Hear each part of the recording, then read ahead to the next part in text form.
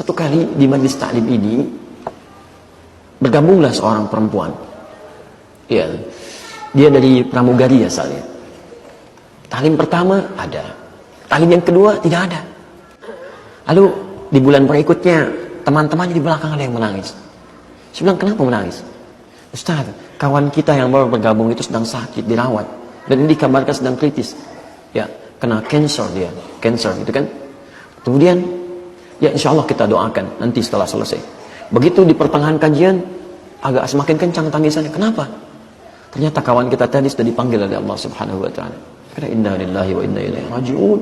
Kita doakan pada Allah Subhanahu Wa Taala. Dan malamnya, malam Jumat Pak, Masya Allah, kami datang ke rumahnya untuk bertakziah. Dilihat, Masya Allah, antum tahu apa yang terjadi?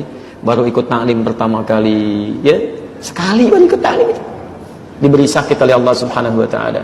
Antum tahu apa yang terjadi? Saking sayangnya Allah kepada perempuan ini, sudah di penghujung masa hidupnya dia mau berubah. Ya, kemudian dia mau ikut taklim, dia kenakan hijabnya dengan baik, dikasih sakit oleh Allah. Ini sakit itu cuma pengantar saja pada kematiannya. Dirawat di rumah sakit, diisolasi dari manusia. Sudah.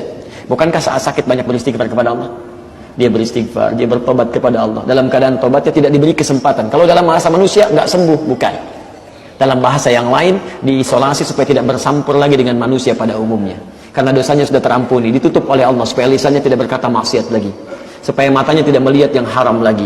Dijaga di situ sampai wafatnya, kembali kepada Allah Subhanahu Wa Taala dalam keadaan husnul khatimah. Masya Allah.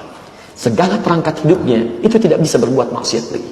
Maka malamnya teman-teman, siapa yang datang? Orang-orang saleh. Saya jadi saksi saat itu. Demi Allah saya jadi saksi. Yang datang teman-teman taklimnya. Teman-teman seprofesinya belasan tahun dia berkarir. Itu nggak ada yang datang kecuali 1-2 orang dan karangan bunganya. Yang datang teman-teman perempuannya yang saleh. Suami-suaminya malam Jumat. Kemudian Masya Allah dikuburkan dalam keadaan baik. Yang datang orang-orang baik, anaknya berubah jadi baik. Masya Allah. Kalau Allah sudah berkenan menjadikan seseorang berubah jadi lebih baik, saya katakan saya iri pada perempuan ini. Ini saya masih hidup sampai sekarang, masih terbuka kesempatan berbuat maksiat. Perempuan ini Masya Allah mungkin dipandang sebelah mata oleh orang lain, tapi hidupnya husnul khatimah dengan izin Allah Subhanahu Wa Taala. Kita tidak tahu siapa yang akan wafat dalam keadaan husnul khatimah atau su'ul khatimah. Karena itu antum mesti hati-hati. Kalau antum satu kali teringat untuk berbuat maksiat, bayangkan pada saat itu antum akan meninggal dunia. Maka itu akan lebih mudah membuat diri kita untuk bertobat.